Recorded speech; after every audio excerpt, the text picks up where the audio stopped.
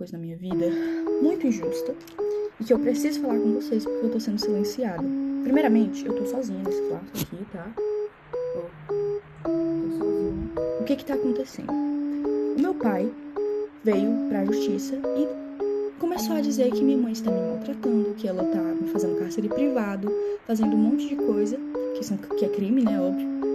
E estão do lado dele, dos órgãos públicos. Ministério Público, Conselho Tutelar, inclusive. Eu tô quase indo pra um abrigo por conta de denúncias falsas do meu pai.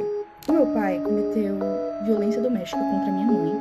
E isso foi 1% das coisas que ele já fez. E comigo também, ele cometeu diversos abusos.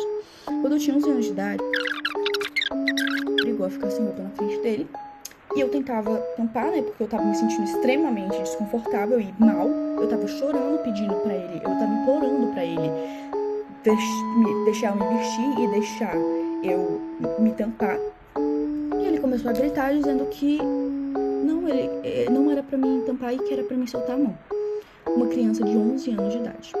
E isso foi pouco, perto de tudo que ele já fez. Eu cresci vendo meu pai tentando matar minha mãe. Eu cresci vendo meu pai maltratar minha mãe. E antes que alguém pergunte, por que sua mãe demorou 12 anos pra se separar do seu pai? Porque ele ameaçava matar os meus avós, que são os pais da minha mãe. Muita coisa aconteceu. Enquanto a minha mãe trabalhava, ele ficava trazendo um monte de pessoas pra dentro de casa. Eu ficava sozinha com ele e ele trazia uns amigos dele pra dentro de casa com uma criança, menina dentro de casa. E ele já chegou a quebrar computadores no soco. Ele já chegou a quebrar muitas coisas. Ele quebrava prato, quebrava um monte de coisa. Vidro, pote, ele quebrava tudo tacando na parede, querendo causar medo em mim, na minha mãe. Ele ficava, quando eu usava regatinha assim, e vinha o detalhezinho, ele ficava fixado naquela blusa, ficava olhando como se eu fosse um objeto. É nojento a níveis assim, exorbitantes, tá? E o que mais me revolta é que os órgãos públicos não acreditam na minha palavra e na da minha mãe.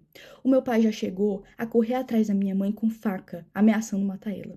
Ele já chegou a chegar na minha frente, isso tudo na minha frente. Ele colocava eu e minha mãe no carro e começava a correr em velocidade muito rápida para causar medo. E ele já chegou a quase bater várias vezes o carro, tá? Então, assim, ele tá denunciando a minha mãe, dizendo que ela tá me maltratando, que ela é uma péssima pessoa, uma péssima mãe. Sendo que tudo que ele tá denunciando a minha mãe é coisas que ele fez. Porque ele cometeu os crimes. Ele que me abusou. Ele que me colocava contra a minha mãe, tá? Ele falava que a minha mãe não gostava de mim. Ele falava pra mim que a minha mãe, ela não se importava comigo, sendo que a minha mãe morreria por mim, tá bom? A minha mãe faria de tudo, e ela faz de tudo por mim. Porque desde que eles se separaram, muita coisa aconteceu. Eu entrei em crises que eu tive que ser internada em hospitais psiquiátricos, tá? Eu tive que ser internada em clínicas porque eu tava tentando contra a minha própria vida. Eu tenho ideações suicidas por causa que o meu pai falava assim pra minha mãe: eu vou te enlouquecer até você se matar. Como eu disse, eu tive muitas crises. De todos os traumas que ele me deixou, não tinha como eu não agir diferente. Me desculpa, mas eu não conseguiria não ter crises.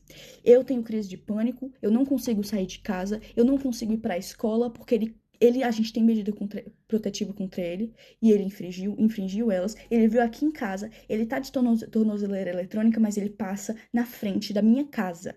E a justiça não age. Ninguém tá acreditando no meu lado. Eu fui